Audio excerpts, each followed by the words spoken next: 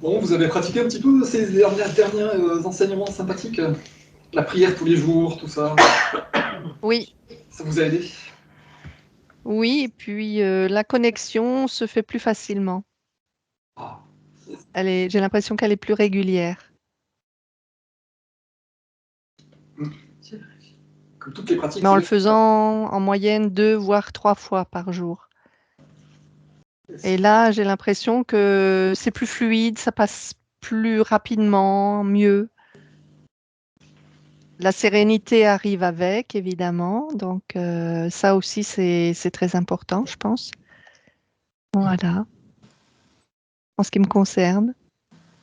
Super, bravo. Alors moi, je voudrais faire un témoignage.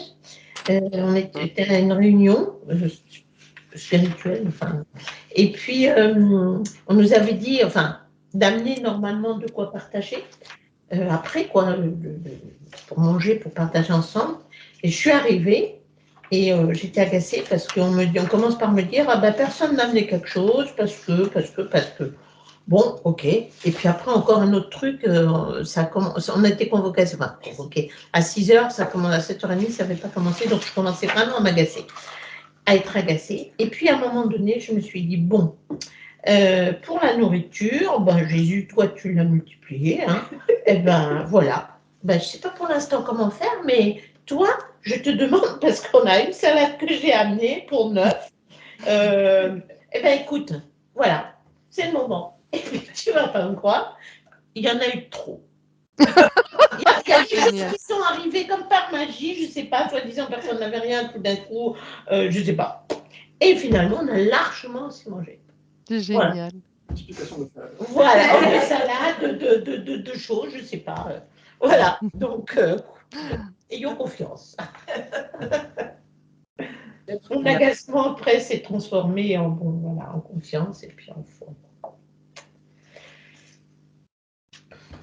Pour rebondir sur ce que disait Colette tout à l'heure, le fait de pratiquer tous les jours, hein, plusieurs fois, ça devient plus facile et plus fluide.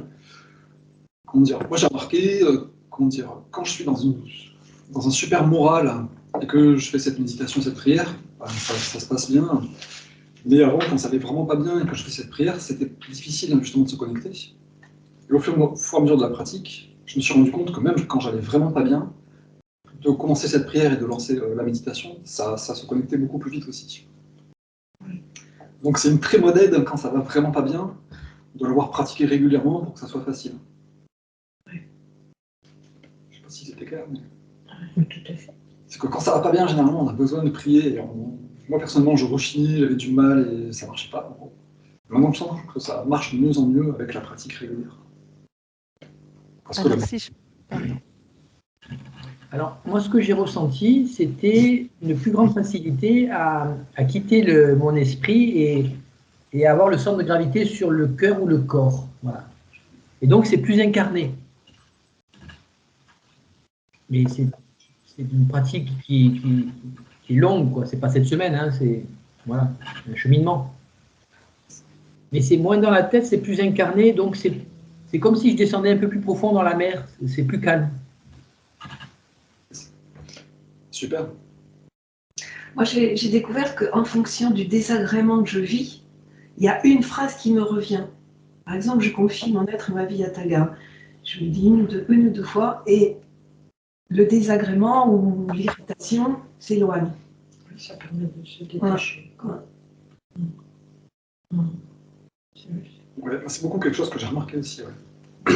Une phrase. Une phrase qui est en adéquation avec le pseudo-malaise que j'ai là. C'est la phrase qui s'éclaire et qui rebondit quand tu es dans une telle situation, etc. Qui me ramène à... C'est elle qui nourrit, en fait, ton besoin, quoi, de lâcher. Donc aujourd'hui, le passage pour illustrer un petit peu l'utilité de cette prière et de cette connexion à Dieu. Un passage à la fin de la lettre 8. La semaine dernière, elle a déjà demandé, mais comment on reconnaît qu'on est illuminé ou pas? Je ne sais pas comment elle le disait exactement, mais comment on détecte qu'on est illuminé? Donc le passage d'aujourd'hui, voilà, ça parle un petit peu de ça en fait. Une fois qu'on a suffisamment purifié notre conscience, qu'on a suffisamment créé de la connexion à Dieu et qu'on s'est suffisamment libéré de l'ego, qu'est-ce qui se passe?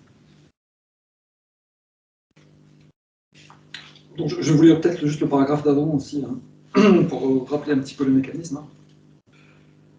Quand vous aurez acquis la véritable connaissance intérieure, vous serez en mesure de transcender le bagage émotionnel, vous serez en mesure de méditer, de puiser dans la vie permère, et vous sentirez une nouvelle énergie pénétrer votre système, vous conférant un nouvel ordre. Vous rirez, vous serez plus espiègle, vous trouverez le bonheur dans de petites choses, vous aimerez le monde, vous serez rempli de gratitude à chaque petit bienfait reçu. Vous verrez les bienfaits se multiplier et se répandre chaque jour dans votre vie. Comment se comporte la personne qui a réussi à se libérer de l'ego? Finalement, une telle personne est totalement libérée de la peur. Elle a l'absolue conviction que partout où elle se rend, elle est protégée. Bien qu'elle puisse traverser des expériences potentiellement dangereuses, elle en sort indemne. Elle sait qu'elle n'a nul besoin d'épée ou d'arme à feu pour se protéger. Elle est protégée contre toute négativité d'où qu'elle se trouve. Où qu'elle se trouve, pardon. Elle ne craint aucune maladie, sachant que tout ce qui est dans son corps a été créé pour le maintenir en bonne santé, est opérationnel et agit efficacement. Elle sait qu'elle ne manquera jamais des choses nécessaires à une vie heureuse et confortable. Elle loue et remercie continuellement la vie père-mère pour toutes choses déjà reçues et à venir. Elle sait qu'elle sera guidée pour être à la bonne place, au bon moment. Elle sait aussi qu'elle peut demander tout ce dont elle a besoin et que la réponse viendra rapidement. Mais la demande émane de son centre spirituellement illuminé. Aussi ne cherche-t-elle jamais rien à des fins égoïstes. Mais elle prie toujours pour obtenir des choses également bonnes pour son environnement, sa communauté, sa famille, ses amis. Déjà, on peut faire une première petite pause.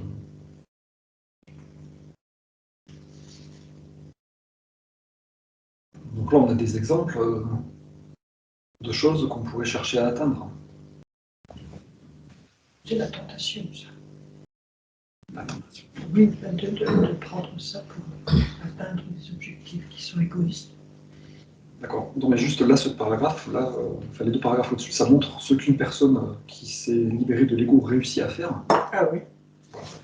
Ces choses-là, voilà, elle sait qu'elle est protégée partout, qu'elle n'a pas besoin d'armes à feu, elle ne craint pas la maladie. Cette énumération de choses-là, une proposition, hein, on pourrait se la prendre hein, et regarder, ben moi, tiens, où est-ce que j'ai le plus besoin de progresser? Est-ce que j'ai peur de la maladie? Est-ce que j'ai peur de me faire agresser? Est-ce que j'ai peur du manque? Est-ce que j'ai peur de la confusion et de ne pas savoir quoi faire? Est-ce que je ne sais pas quoi encore? Et travailler avec la prière, justement pour mettre en lien avec ce truc-là. J'ai peur de manquer. Tu es la satisfaction parfaite de tous mes besoins. J'ai peur d'agression, j'ai peur d'être... tu es ma protection, mon soutien constant. Tu me protèges et tu me maintiens dans l'amour parfait. Et du coup, essayer de progresser, se faire une espèce de thérapie cognitivo-comportementale tout seul, quoi. Et se dire, ben, tiens, voilà, cet aspect-là, j'aimerais bien l'acquérir, quoi. Et donc, à travers la prière, demander ce qui correspond. La protection, la sécurité, l'abondance, la santé.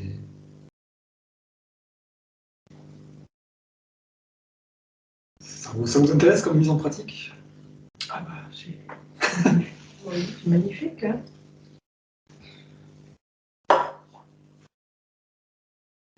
Parce que c'est à ça qu'on va mesurer notre progrès quelque part, quoi. Se dire, bah, avant, j'y arrivais pas, maintenant, j'y arrive.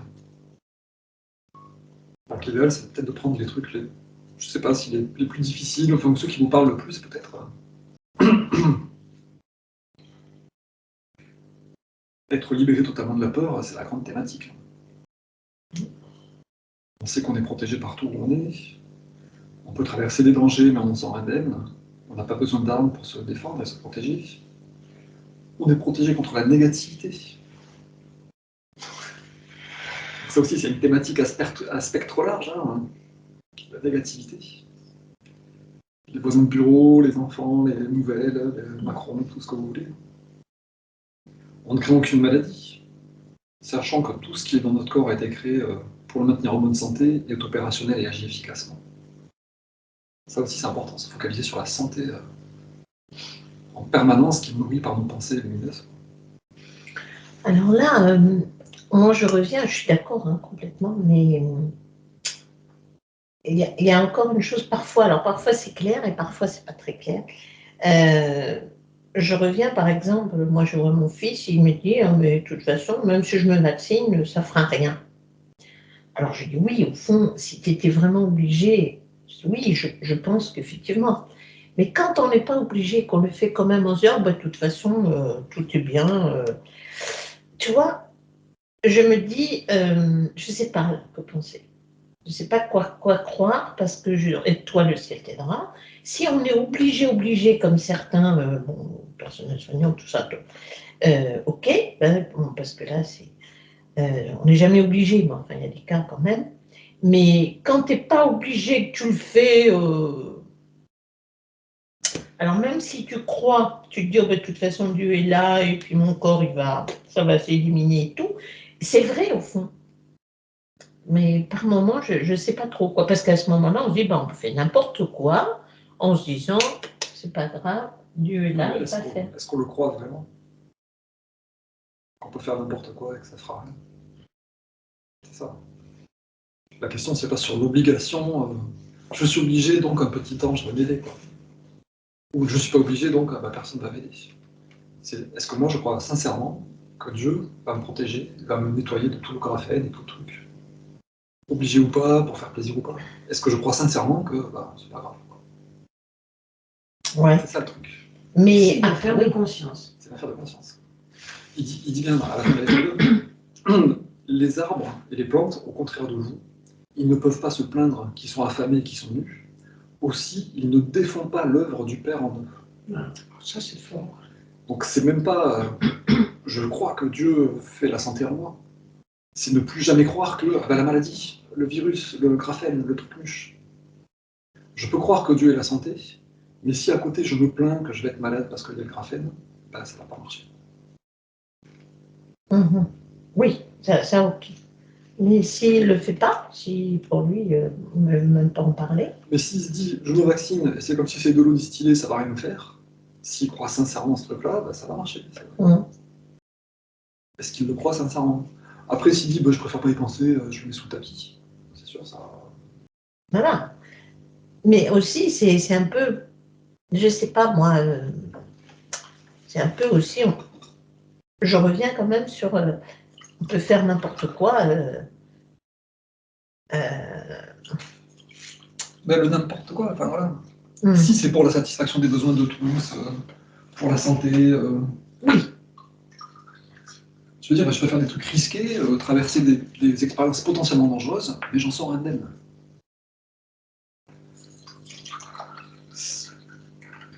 Après que ça soit nécessaire, cette expérience dangereuse, ou que ça soit pour amuser la galerie, si je suis sincèrement convaincu que je vais réussir, que Dieu va m'aider. Mais là, en plus, c'est plus vaste, si tu veux, on fait partie d'un tout, et enfin, là, je vais peut-être un peu, mais si tout le monde obéit, du coup, ça va aller plus loin. Si tu veux, en plus, là, c'est dans un plan collectif, là. Oui. Donc, chaque personne, ce qu'elle fait, ça a un impact sur le collectif, qui est quand même en ce moment très, très compliqué. Voilà. Donc, c'est une question qui m'interpelle pour l'instant. Chacun a sa réponse à lui. Hein? Chacun a sa réponse à lui. Ouais. Est-ce qu'il vaut mieux qu'il soit vacciné pour faire des trucs qu'il ne peut pas plus faire sans être vacciné? Est-ce que ça ne va pas plus servir au collectif? On ne sait pas. Donc, en gros, enfin voilà, il faut vraiment ramener à soi, en fait. Oui, voilà, c'est vrai. C'est tout à fait. Juste, tout à fait. Ouais, tout à fait. Et c'est vrai que ce truc-là de je vais être pris en charge automatiquement, non, ça ne marche pas. J'ai une petite question, Marc, concernant le graphène, à titre d'exemple. Imagine que je sois vacciné, qu'il y ait du graphène. Et on sait que le graphène provoque des micro-lésions à l'intérieur du corps qui épaississent le sang et qui favorisent les accidents cardiaques. Est-ce que le fait de penser, la fin du paragraphe, il ne crée aucune maladie, sachant bien que tout ce qui est dans son corps a été créé pour maintenir? Oui, tout ce qui a été créé dans son corps, mais si je rajoute quelque chose, est-ce que la conscience divine peut annuler les effets de ce corps étranger.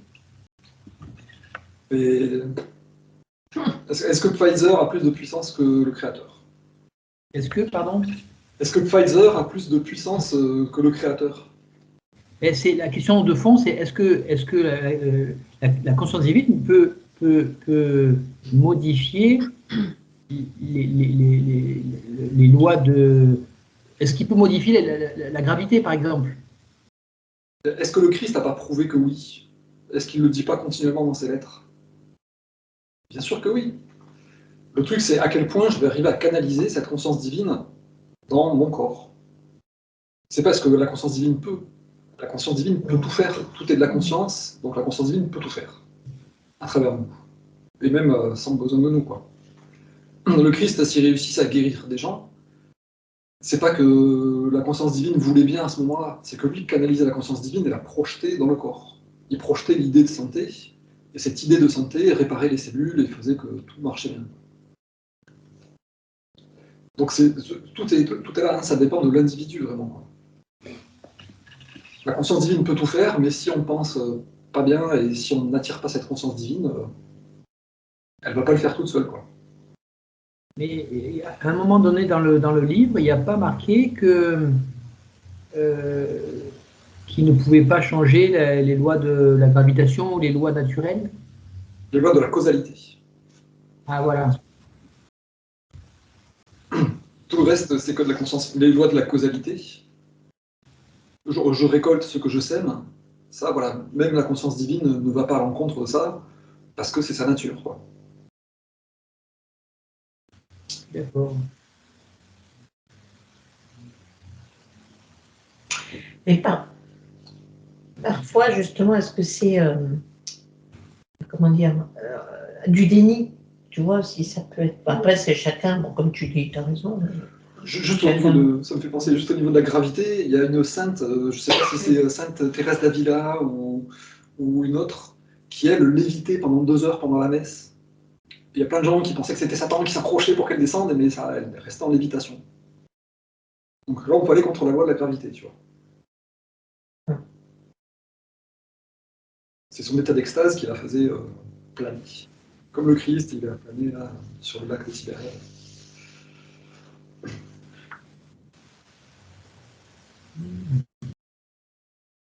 Mais en tout cas, l'idée, voilà, c'est ça, c'est de se dire, c'est ma capacité à canaliser la conscience divine qui va m'apporter la protection, la santé, l'abondance de bonnes choses. C'est parce que je suis persuadé que la conscience divine m'apporte tout ça, et que j'arrive suffisamment à le canaliser dans ma conscience, et que ça rayonne suffisamment dans mon environnement, que ça va marcher. Quelqu'un qui serait dans l'état, je ne sais pas, si le Christ, par exemple, se vaccinait, je pense que ça lui ferait pas grand-chose, parce qu'il est tellement dans l'état de conscience supérieur que le graphène, pouf, il va se dissoudre, ou j'en sais rien. Oui, il y a lui, mais après, il y a tous les autres, tu crois, tu comprends ce que c'est ça.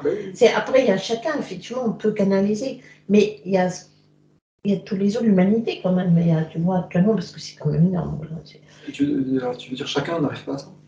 Disons que tout le monde n'a pas la capacité, même la conscience et de tout ça. Donc, quand c'est gros comme ça, est-ce que, voilà, c'est à ce niveau-là. Ça dépend des gens. Par exemple, j'ai une femme en soins qui m'a dit, voilà, moi j'ai fait ma chimio, ils m'avaient dit que j'allais perdre mes cheveux, et que j'ai refusé de perdre mes cheveux. Je me suis conditionné pour ne pas perdre mes cheveux, je ne les ai pas perdus. Bon, c'est pas le Christ, mais tu vois, c'est suffisamment blindé l'esprit pour se dire, je garde tous mes cheveux, et je ne perds aucun cheveu, et ça a marché, quoi. Oui, mais elle avait fait déjà un chemin. Non, c'était pas quelqu'un d'hyper spirituel, c'est quelqu'un du commun, mais qui s'était mis ça en tête en disant, D'accord. Je garde mes cheveux. La puissance de sa pensée. Et en fait, c'est ça qui marche. C'est pas est-ce que j'ai fait des années de prière à l'ashram. Moi, je pense que c'est une question d'ouverture de conscience aussi, non? Peut-être. Quand on est ouvert de conscience, et les gens qui se sont vaccinés parce qu'ils étaient obligés, je suppose, non? Pour le boulot, je sais pas quoi. Pas. Mais s'ils ont la conscience que c'est pas. Je sais pas, parce que si c'est ce que tu crois. Hein. Si tu crois que grâce à ce vaccin, tu vas te protéger, et là, je sais pas, tu vas vraiment être protégé. Est-ce qu'il y en a qui le croient vraiment? S'ils le croient vraiment, ça marche. L'effet placebo, en gros. Oui, voilà. Mais si tu crois que, voilà, si tu le fais contraint parce que tu penses que c'est du venin que tu te mets dans tes veines, donc, et là, c'est ça qui va pas, quoi. Mais le fait de le faire contraint, je suppose que si c'est une personne qui est déjà consciente, il peut l'éliminer lui-même. Il peut travailler sur ça et l'éliminer lui-même. Qu'il lui fasse pas mal, quoi. Le Christ dit, il te sera fait selon ta foi. Oui. C'est une réponse, hein. Oui. Il te sera fait selon ta foi.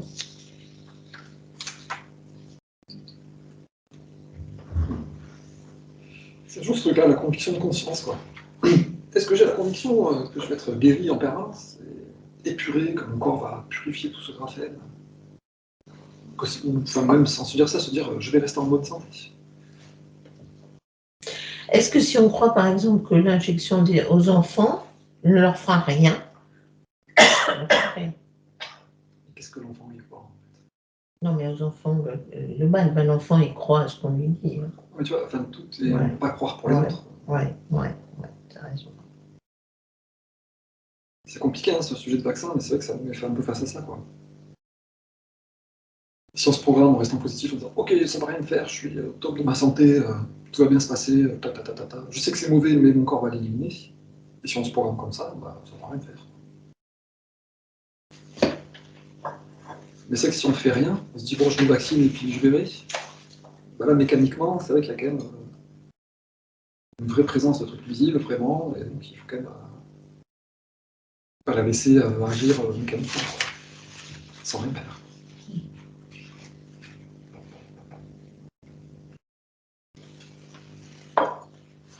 Il n'y a pas que la pensée, hein, c'est surtout l'émotion. Hein. Parce que si tu te dis que ça va rien te faire, mais que tu vibres la peur, oui, mais complètement, tu as raison. Oui. C'est plus les émotions qu'il faut contrôler que les pensées. C'est la conscience, en gros, quoi. C'est surtout l'émotion qui magnétise. Hein. Oui.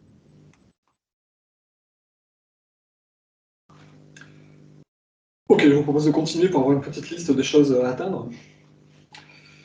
Donc cette personne nous demande toujours des choses qui émanent de son centre spirituellement illuminé. Aussi ne cherche-t-elle jamais rien à des fins égoïstes, mais elle prie toujours pour obtenir des choses également bonnes pour son environnement, sa communauté, sa famille et ses amis. Elle a l'esprit ouvert, sachant que la vérité est infinie, et que même si elle en sait déjà beaucoup, il y a toujours une dimension supérieure à explorer. C'est ce qui rend la vie dans toute dimension, et même dans les royaumes célestes de la conscience, si exaltante et si riche en signification. Dans sa vie quotidienne, l'âme illuminée se réveille l'esprit vide de tout, sauf de louange et de reconnaissance. Finalement, elle est consciente des tâches qui l'attendent, et elle rend grâce pour l'énergie et la volonté de les accomplir. Elle ne met à cet accomplissement aucune résistance intérieure ni répugnance. Il suit de cette attitude au quotidien que la personne ne gaspille pas ses énergies en résistance d'aucune sorte. S'il y a une raison particulière de s'opposer à quelque suggestion ou contrainte, elle le fait calmement et raisonnablement, non sous l'emprise de sentiments magnétiques et émotionnels d'irritation ou de rejet. Elle devient un observateur impartial, accomplissant la chose juste au bon moment. Elle maîtrise tranquillement son âme, attendant l'inspiration, attendant que s'ouvre la bonne porte, attendant la confirmation que tous les desseins de la volonté divine aient bien été transmis à son être, à travers son esprit, son cœur et son énergie. Cette personne devient ainsi un être humain véritable, manifestant la conscience de vie père-mère. Petite pause ici aussi. Ça ouvre quand même des belles perspectives de meilleure vie, ça. Ben oui.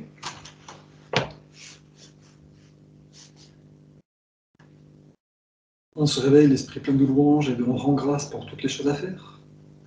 On demande l'énergie, la volonté de les accomplir sans aucune résistance. S'il y a une raison de s'opposer à quelque chose, on n'est pas dans la schizophrénie de « Ah, je vais rien dire pour être gentil » ou « Oh, il faut que je le dise parce que c'est un salaud ». on le fait tranquillement, de façon juste, raisonnablement, calmement. Donc moi, personnellement, ça me donne des points de travail assez impressionnants, parce que je vois que j'y suis pas, quoi. Ne pas rechigner, ne pas avoir de résistance, et arriver à s'opposer, à dire ce qui ne va pas calmement, au bon moment, ne pas retenir ce qu'il faut dire, et l'exprimer de façon juste, calme et aimante. Tout ça, il faut prier pour arriver à ça, quoi. On n'est jamais arrivé. Il y a toujours une dimension supérieure à explorer.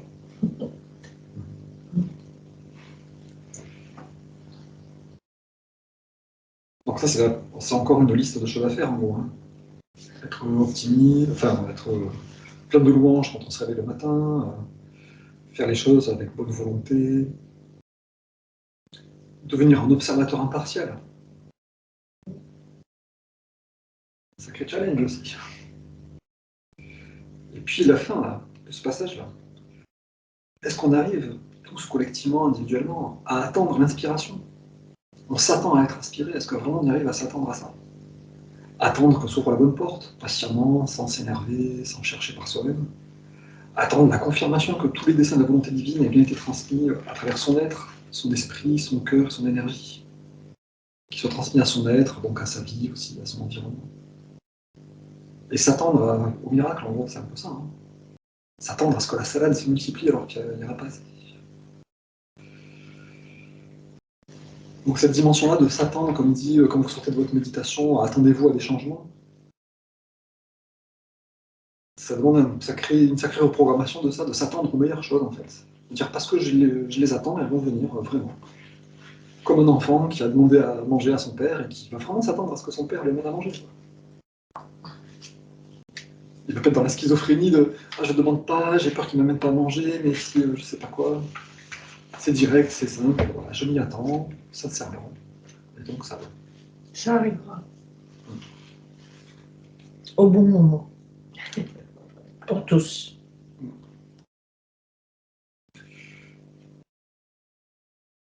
Voilà, un premier travail, c'est des choses à arriver à faire, quoi. Ne plus craindre, ne plus être dans la peur. Pouvoir accomplir les tâches avec bonne volonté, en étant bienveillant, dire les choses calmement, franchement, simplement. Et aussi s'attendre à toutes les bonnes choses dont on a besoin, quoi. Attendre l'inspiration, attendre les possibilités, attendre les bonnes rencontres, attendre que les choses se rétablissent justement. Au lieu de s'inquiéter, de critiquer, de faire des plans B, des plans C, des plans D sur la vie.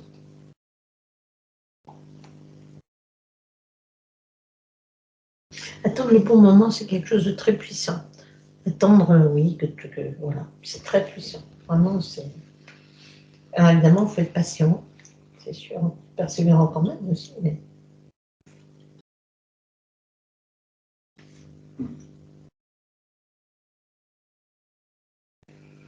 Ça me fait penser à un bouquin qui date des années 60 peut-être, qui s'appelle La puissance de la louange, de William Carothers, je crois qu'il s'appelle, qui était un pasteur et il conseillait à ses ouailles, quand vous avez un problème, votre mari est alcoolique, remerciez Dieu de vous avoir envoyé ce problème. Le truc super dur. Ah oui. Merci Dieu que mon mari soit alcoolique, merci Dieu qu'il soit violent, merci Dieu. Et il te donne plein d'exemples où ça transforme radicalement la situation en fait. C'est pas facile. Mais c'est ce truc-là, tu vois, d'attendre le bon moment. De dire en gros merci, parce qu'en fait, on aura traversé ça. Merci qu'il soit alcoolique, parce que quand il sera plus alcoolique, on aura compris plein de trucs, on aura appris. Donc merci pour cette épreuve difficile. Comme il disait il y a 15 jours, là, on attire à nous les épreuves qui sont nécessaires pour nous faire croître. C'est souvent le cas dans les personnes qui ont un compagnon alcoolique, divorcé, je ne supporte plus, etc. Jamais plus je prendrai un monsieur alcoolique. Le suivant, il est sain, il prend pas, tout ça. Mais du coup, voilà, ce truc de se focaliser sur c'est une épreuve qui m'a envoyé, donc je dois la supporter avec amour et la traverser avec amour. Parce que c'est ça qui va faire la croissance, la satisfaction des besoins. Et la personne a eu le deuxième mari devenir alcoolique. Mais bon, voilà, ce point de vue-là, d'essayer de comprendre ce qui se passe réellement et s'attendre à l'inspiration, la résolution. Est-ce que quelque part, c'est à la fin de la page 416, il dit, sachant que la vérité est infinie et que même si elle en sait déjà beaucoup, il y a toujours une dimension supérieure à explorer. C'est ça, en fait, c'est d'accueillir ce qui est. La vérité, c'est la réalité, c'est ce que l'on vit. Et derrière ce que l'on vit, il y a toujours des choses qui viennent nous enseigner, en fait, quelque part. Le fait de gratifier le moment présent, cette réalité, d'accueillir ça, c'est ça, en fait. C'est que c'est porteur de vérité et d'enseignement. Oui, oui, oui. Je crois que c'est un peu plus large, quand même, ce passage. Hein. Elle a l'esprit ouvert, sachant que la vérité est infinie. Et que même si elle en sait déjà beaucoup, il y a toujours une dimension supérieure à explorer. C'est-à-dire, elle ne va pas se dire, bon, maintenant, je sais tout, c'est fini, j'ai plus besoin d'apprendre, c'est moi qui fais la loi. Elle a l'esprit ouvert, c'est-à-dire, ben, j'ai compris un truc, mais je peux peut-être le comprendre de façon plus profonde. Et il y a peut-être d'autres trucs à comprendre. Donc après, on peut le mettre en application face à des épreuves, mais je crois que ça, c'est plus large, quoi. D'accord. Sachant que la vérité, on pourrait le remplacer par réalité, en fait. Oui.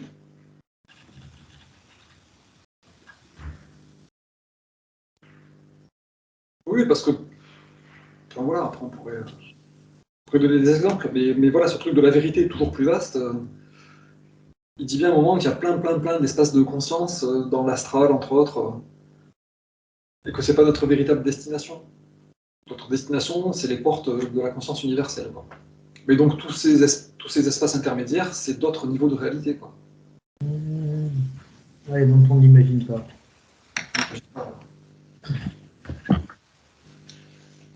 Et c'est encore autre chose, voilà, de voir derrière l'épreuve la croissance. C'est encore autre chose, quoi. C'est ne pas se rebuter à l'apparence et se dire, ok, c'est super dur, mais je sais bien que Dieu est là pour m'aider. J'ai demandé à croître, ça me vient pour m'aider à croître. Quelle chance!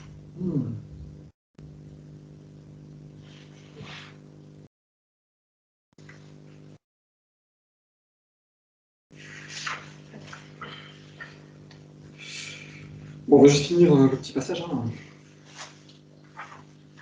Alors, ça nous met aussi un petit... la jauge. Cette personne, donc, devient ainsi un véritable être humain.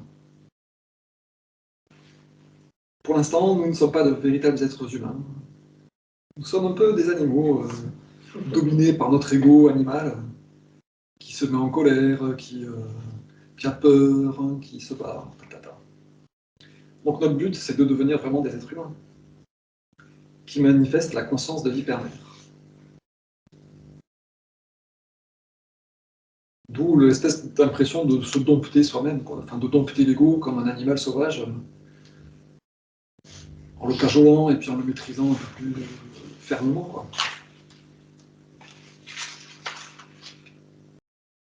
Et donc une fois qu'on est devenu un véritable être humain, l'homme s'investit en outre de certaines caractéristiques féminines d'amour universel, devenant la personnification de l'amour intelligent ou de l'intelligence aimante.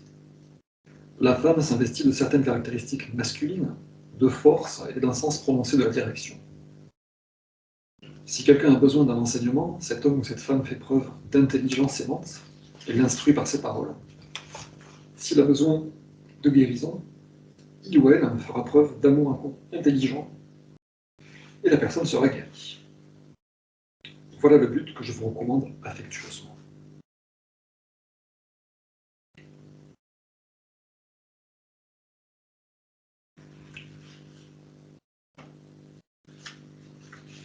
Ça donne une bonne mesure de ce qu'on a besoin de pratiquer. Enfin, les quantités énormes de prières qu'on a besoin de pratiquer pour arriver là, quoi.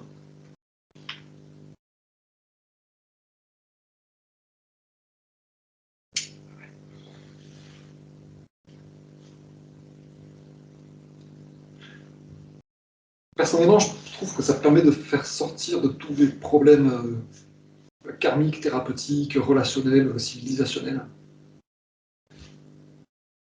pourrait faire voilà, des trucs de pardon, des trucs de reconnaissance, de célébration, de la psychanalyse, des choses qui durent longtemps. Après, faire des trucs transgénérationnels ou faire des trucs voilà, par rapport aux autres races ou des trucs politiques ou je sais pas quoi. Mais en fait, la seule solution, c'est ça, c'est de réunir la conscience divine dans notre vie, quoi. Quelle que soit la situation, ça marche.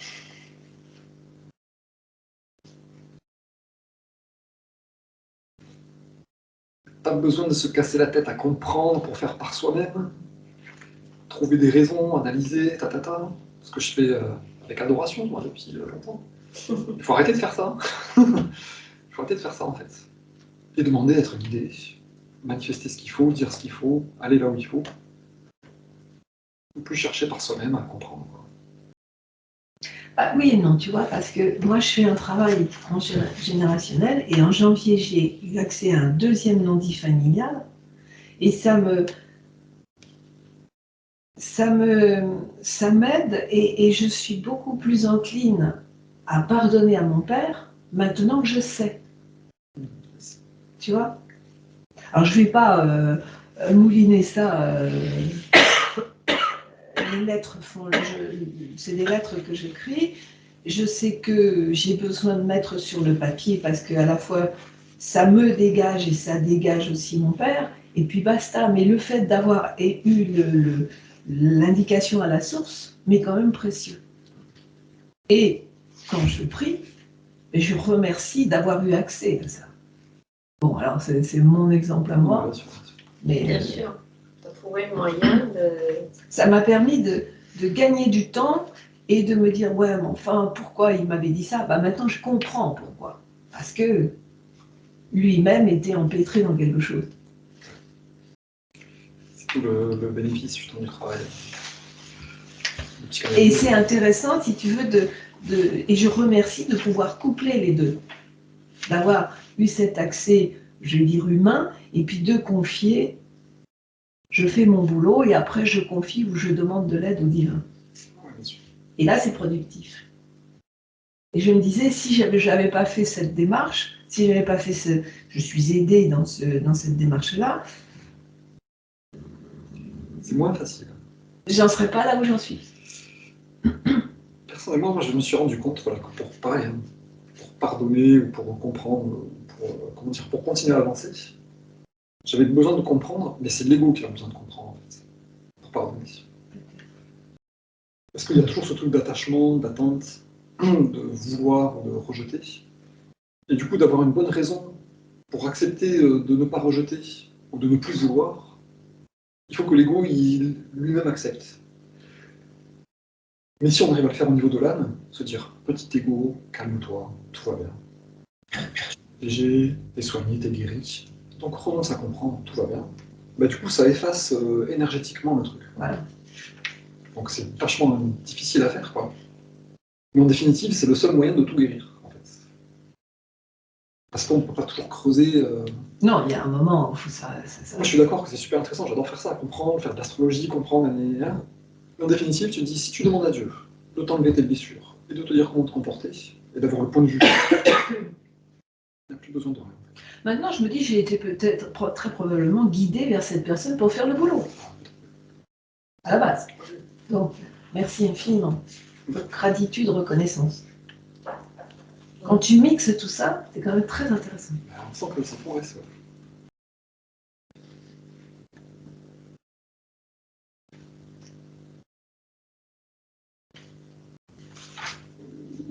C'est que le passage qui est juste au-dessus, là, dans sa vie quotidienne, l'âme illuminée se réveille et l'esprit vide de tout sauf de louange et de reconnaissance. Il faut y arriver, quoi. Et vivre dans cet état, c'est sûr, ça va être vraiment merveilleux. Ne plus se pencher sur les trucs négatifs ou les trucs qui vont pas. Se dire, ok, tout le monde est nourri, guidé, s'il a envie d'être nourri et guidé.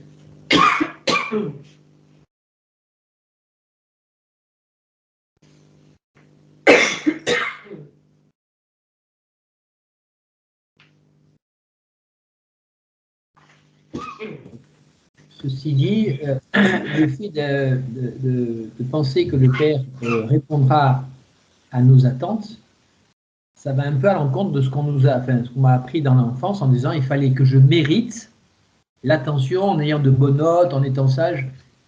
Je dirais que le conditionnement naturel, c'est un petit peu l'inverse. Et ça peut être un obstacle. Ben, c'est le travail de purification. Mais c'est clair, on nous a vraiment habitués à l'inverse de ce qu'a dans ces lettres, quoi. Ouais, à un moment, ça m'a vraiment frappé. Je crois que c'était en lisant la lettre 4, de se rendre compte que, comme il le dit à un moment, plus on apprend à réussir dans la société, plus on renforce notre ego quelque part. Je sais pas dit comme ça exactement, mais plus on apprend à être successful, avoir du succès dans la société, dans la carrière, face aux autres, se défendre, profiter des occasions, plus on est dans l'attachement-rejet, dans la peur, et dans la domination, et dans l'ego. Ça renforce les chaînes et les cordes. Je crois que c'est quand il parle de ce truc-là de chaînes et de cordes dont s'entoure le bébé, là. Oui, ben on voit bien, le petit enfant, il est perpétuellement dans la joie. Et puis pourquoi on s'éloigne de tout ça, plus on grandit?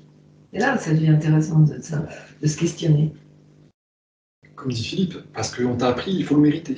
Judéo-chrétien. Parce qu'on t'a appris, méfie-toi, ne fais pas confiance aux inconnus. Fais attention à ceci, on n'a rien sans rien. Il faut travailler pour ceci. Tu dis, ok, la vie, c'est compliqué. Il a fallu les lettres pour que je réalise que j'étais digne d'être une enfant de Dieu, alors qu'on m'a dit tout le contraire. C'est quand même incroyable. Qu'il fallait mériter. Qu'il fallait...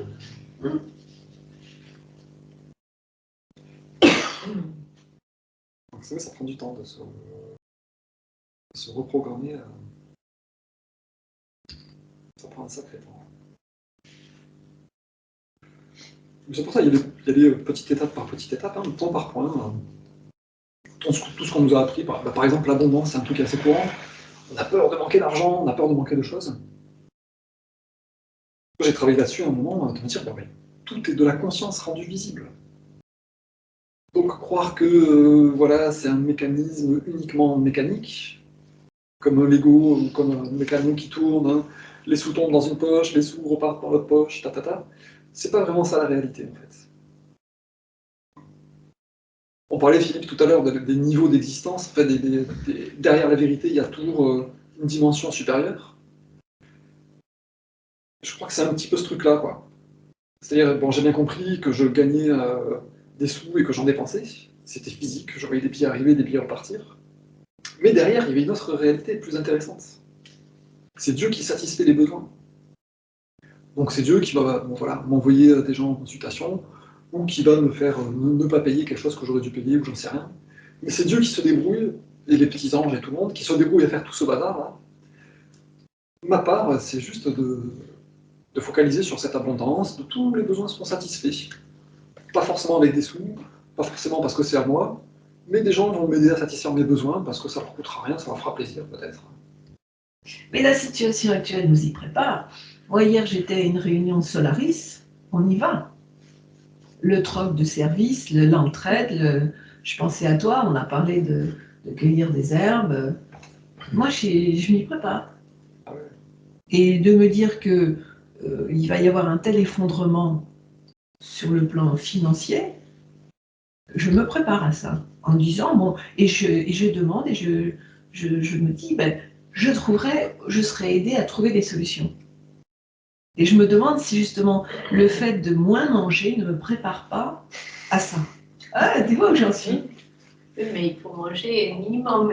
Oui, mais c'est ça. Et la preuve, je ne maigris plus, je me suis stabilisée au niveau du poids. Et je remercie en me disant, on me prépare. Alors, pour la réaction, il y a une réaction disant il faut manger un minimum. Il y a des gens qui mangent du prana, de la lumière, je crois, l'énergie de la lumière, ils ne mangent plus du tout. Donc c'est vrai dans un certain plan, mais pas forcément vrai dans d'autres plans. On peut vivre, la vie peut préexister sans nourriture terrestre, matérielle. Enfin, ouais, l'idée, c'était te parler de ce truc-là, de se reprogrammer de ses habitudes et de ses croyances, et d'en travailler une par une, celle qui nous semble la plus difficile, quoi. Enfin la plus importante pour nous, quelque part, quoi. En se rendant compte de ce truc-là. Là, il y a une couche, il y a une autre dimension de vérité au-delà de ma peur, en fait. Moi, je vis dans l'ego, dans la matière, donc j'ai peur de la maladie. Il y a une autre dimension au-delà, en fait.